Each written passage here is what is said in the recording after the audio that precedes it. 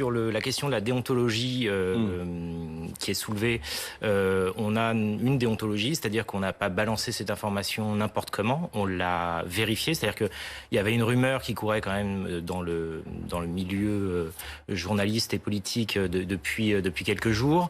On a eu vent de cette rumeur, bien évidemment. On a du coup cherché à savoir si elle était fondée, infondée.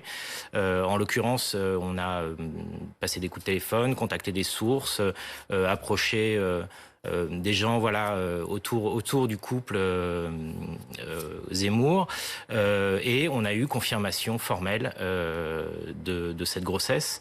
Après, effectivement, je pense que ça ne leur plaît pas, c'est naturel. C'est leur vie privée.